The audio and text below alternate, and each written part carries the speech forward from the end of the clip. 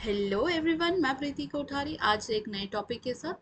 तो आज हम बात करेंगे डी ट्रिपल एस बी के टीजीटी मैथ्स के सिलेबस के बारे में। ठीक है, तो ये मैंने ऑफिशियल साइट से ही अपलोड किया है। तो देखो उसमें क्या क्या टॉपिक्स दिए गए हैं।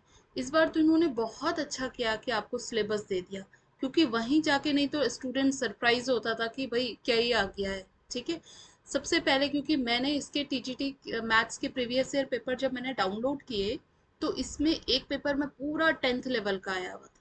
ठीक है, सिर्फ 10th लेवल तक आया हुआ था। फिर दूसरा पेपर मैंने डाउनलोड किया तो उसमें सिर्फ 11th एंड 12th आया हुआ था। फिर जब और पेपर डाउनलोड किए तो किसी में ग्रेजुएशन आया हुआ है, किसी में इन सब का मिक्स आया हुआ है। तो पहले ये डिफाइंड ही नहीं था कि टीजीटी मैथ्स में आखिर आएगा क्या।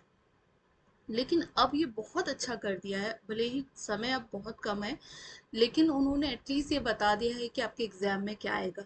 और मैं आपको सच बताऊं तो इसका आपको जो फर्स्ट पार्ट है ना, उसकी बहुत ही बढ़िया प्रैक्टिस करनी होगी।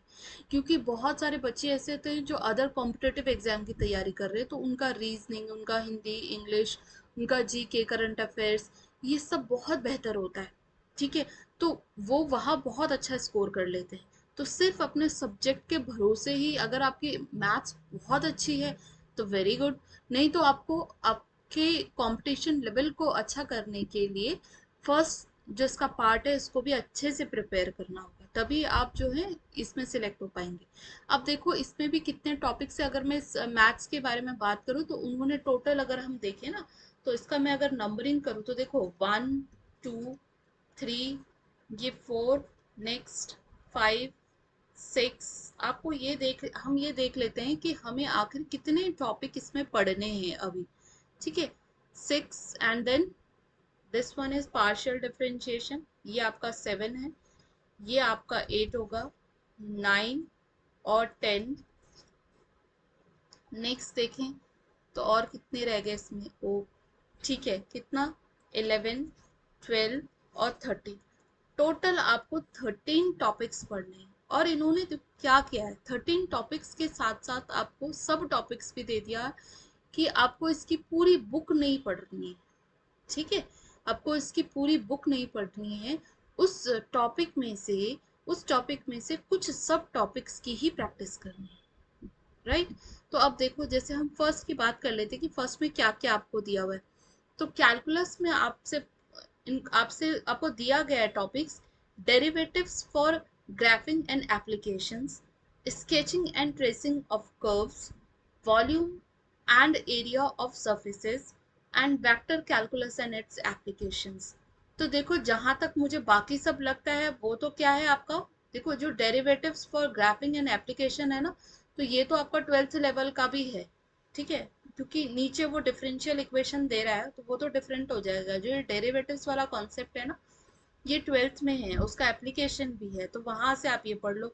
ये जो ट्रेसिंग ऑफ कर्व्स है ये ग्रेजुएशन का टॉपिक है, तो आप ये ग्रेजुएशन से कर सकते हो। ठीक है, ग्रेजुएशन लिखूं या बीएससी से लिख दिया मैंने इसको। और ये 12th का कॉन्सेप्ट है। जो वॉल्यूम एंड एरिया है ना, एरिया ऑफ सर्फेसेस है, वॉल्यूम एंड एरिया जो है वो आपका, आप अच्छे से जो कर सकते हो, जो मैंने डिटेल में देखा है, वो 10th की जो मैथ्स है ना उसमें भी ये सारे के सारे वॉल्यूम एंड एरियाज बहुत अच्छे से दिए गए हैं, तो आप वहां से भी इसको कर सकते हो बहुत अच्छे से। मैं अभी जिन टॉपिक्स को बता रही हूँ जितना मुझसे कवर हो पाएगा, कुछ कुछ टॉपिक्स जो है उनकी मैं वीडियोस मैं खुद से भी बना के अपलोड कर दूंगी, तो आप इस चैनल के साथ बने रहिए।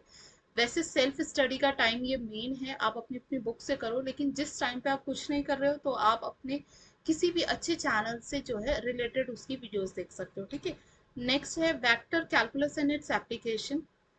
तो वेक्टर कैलकुलस आपको मालूम है ये सारे हमारा किस में है, ग्रेजुएशन का पार्ट है ये।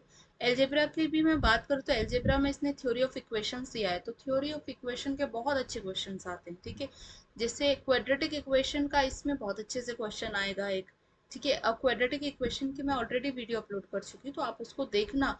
जो इससे रिलेटेड क्वेश्चन आया हुआ है पहले, उससे भी मैंने ग्राफ से समझाया है कि क्वाड्रेटिक इक्वेशन क्या होती है, और उसको एल्जेब्राइक फॉर्म में भी बताया हुआ है। तो आप उसको जरूर से एक बार चेक करना। ठीक है, कॉम्प्लेक्स नंबर मैं श्योरली कल इसकी एक वीडियो बना के डालूंगी कॉम्प्लेक्स नंबर की, जिसमें आपको सिर्फ इतना ही नहीं कि बिल्कुल कॉम्प्लेक्स नंबर जो इतना शॉर्ट आपको 12th लेवल का दिया गया है कि पोलर फॉर्म बताओ और बस, नहीं, उसके बाद की भी उसमें कई चीजें, जैसे यूलर फॉर्म है उसकी, या और उसमें क्या क्या कॉन्सेप्ट और हम ऐड कर सकते हैं, वो सब मैं आपको उसमें बता दूंगी, ठीक है। तो थ्योरी ऑफ इक्वेशंस में क्यूबिक इक्वेशन का भी थोड़ा बहुत पैटर्न आप देख लेना। और कॉम्प्लेक्स नंबर हमने बता दिया। इक्विवेलेंस रिलेशन, तो ये इक्विवेलेंस रिलेशन जो है ना, ये आप 12th लेवल तक का पढ़ सकते हो, उसमें है इक्विवेलेंस रिलेशन जिसमें कि ये रिफ्लेक्सिव, सिमेट्रिक, ट्रांजिटिव होता है।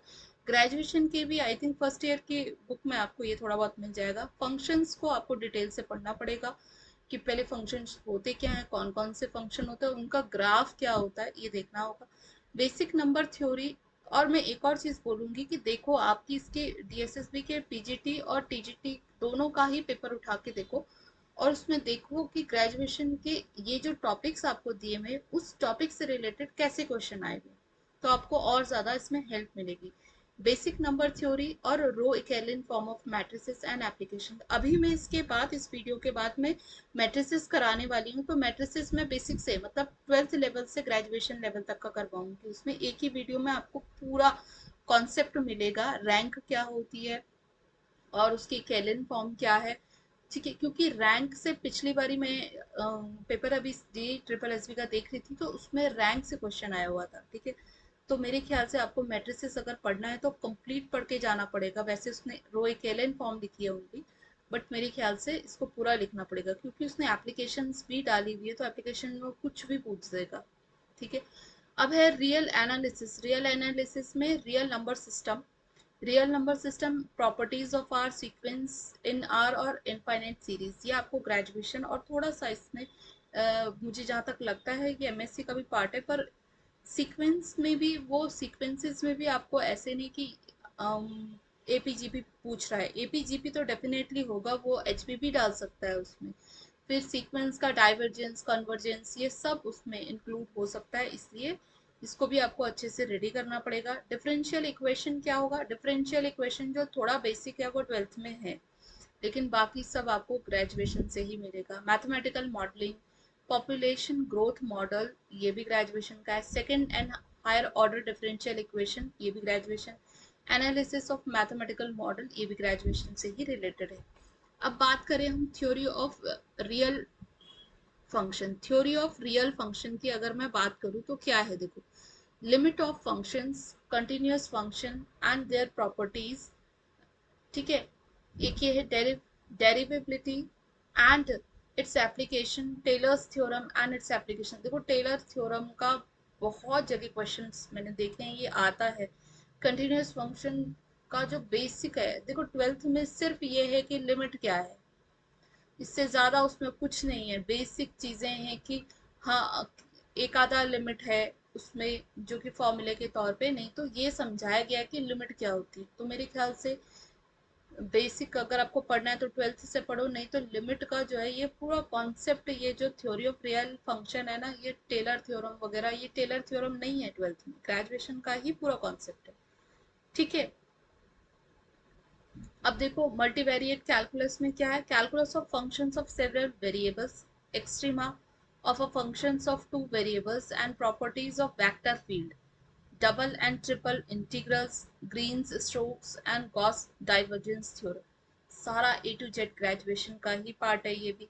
पार्शियल डिफरेंशियल इक्वेशन, आपको पता है ये पूरा का पूरा ग्रेजुएशन का, बल्कि मैं ये कहूंगी कि इनमें से कई टॉपिक्स जो है थोड़ा बहुत जो है एमएससी को भी टच करते हैं, ठीक है। अब बात करते हैं रीमन इंटीग्रेशन की। Riemann integration and series of a function, Riemann integration, improper integral, sequence and series of a function, power series, ये सब आपका ग्रेजुएशन का ही टॉपिक है। Ring theory and linear algebra, देखो लीनियर एल्जेब्रा में वैसे मैट्रिक्स भी आ जाता है, ठीक है, मैट्रिक्स आ जाता है, तो वो और मैट्रिक्स का ही आगे जब हम पढ़ते हैं ना, उसी में ही वो आपको वेक्टर स्पेसेस या फिर लीनियर ट्रांसफॉर्मेशंस, वो सब आगे इंट्रोड्यूस होता है, तो ये भी सारा ग्रेजुएशन का है। Matrices, metric spaces, metric spaces भी आपका ग्रेजुएशन का ही टॉपिक है। ग्रुप थ्योरी भी वो इसका ही ग्रेजुएशन का ही टॉपिक है। और कॉम्प्लेक्स एनालिसिस की मैं बात करूं, देखो ये हमारे टाइम पे जब हम ग्रेजुएशन में थे ना, उस टाइम पे ये टॉपिक हमारे बीएससी के भी जो एग्जाम्स होते थे उसका भी ये उन उन लोगों का भी ना ये बहुत फेवरेट टॉपिक होता था, कॉची रीमन इक्वेशंस। ये जरूर आता ही आता था, एनालिटिक फंक्शन और दिस पूरी। खैर इसकी तो एक बुक होती थी तो उससे हम रिलेटेड पूरा करते थे। तो देखो कॉम्प्लेक्स नंबर जब आप पढ़ रहे होंगे ना, कॉम्प्लेक्स नंबर उसको ढंग से पढ़ना, क्योंकि वहीं पे आपको इससे रिलेटेड क्या आएगा, देखो सिंगुलैरिटीज आ जाती हैं कि कौन सा सिंगुलैरिटी इसमें होंगी, ठीक है। और बहुत सारे इसके सिंगुलर पॉइंट्स बताओ, तो इससे अच्छे अच्छे क्वेश्चंस बनते हैं और बहुत इजी होता है। तो ये भी आप इसको रेडी कर सकते हो, ये भी लेकिन है सारा का, देखो रेजिड्यू निकालने के लिए आता ही आता है, रेजिड्यू निकालने के लिए आता है। तो ये टॉपिक आसान है। देखो वैसे ज्यादा टॉपिक्स नहीं है, केवल 13 टॉपिक्स है, आप देखोगे और जहाँ पे अगर आसान अगर उन्होंने टॉपिक दिए हुए, तो उसके टॉपिक्स बहुत ज्यादा होते हैं, 24 24 36 36 वो टॉपिक ही दे देते हैं। और वो नामात्र के टॉपिक होते हैं, उसके बाद आपको उसके सब टॉपिक्स इतने करने पड़ते हैं, सिलेबस बहुत ज्यादा होता है। इसमें सिलेबस आपके पास लिमिटेड है, तो आप इसको क्या कर सकते हो, इस लिमिटेड सिलेबस को कर सकते हो, अभी भी टाइम है कि आप इसे अगर करते रहो तो ये इसको आराम से कर सकते हो। थर्ड आता है आपके पास ring theory and linear algebra. Ring theory में आपको पता है क्या क्या है, इसमें ड्यूल स्पेसेस है, पोलिनोमियल रिंग है, यूनिक फैक्टराइजेशन होता है इसमें, ठीक है। इनर प्रोडक्ट स्पेसेस है, adjoint operators and their properties है, ये भी ग्रेजुएशन का है रिंग थ्योरी। तो आप इसको कर सकते हैं, ठीक है। तो आज हमने बात की इसके 13 टॉपिक्स की, जिसमें कि मैक्सिमम सिलेबस जो है वो मैक्सिमम सिलेबस इसका ग्रेजुएशन का ही मैं आपको कहूंगी कि टोटल ग्रेजुएशन का। लेकिन ग्रेजुएशन के लिए भी आपको क्या करना होगा, जैसे आप पहले, मैं यही कहूंगी कि पहले आप ग्रेजुएशन के टॉपिक्स को देखो, आपको एकदम से समझ में नहीं आएंगे तो आपको उठाना ही पड़ेगा ट्वेल्थ की बुक्स, अगर किसी को बिल्कुल ही प्रिपेयर नहीं है। और आपने 11 12 का अगर पहले से ही सिलेबस करके रखा है तो आप डायरेक्टली मेरे ख्याल से ग्रेजुएशन की बुक उठाओ और अपनी प्रिपरेशन रेडी करो, ठीक है। अभी मैं आप लोगों को इसके बाद जो नेक्स्ट वीडियो देने वाली हूँ वो कॉम्प्लेक्स नंबर की है, उसके बाद मैं ट्राई करूंगी अगर आज ही हो पाए तो वॉल्यूम एंड सरफेस एरियाज की, मैं volume and area of surfaces का एक वीडियो बना के इसमें अपलोड कर दूंगी। Thank you so much.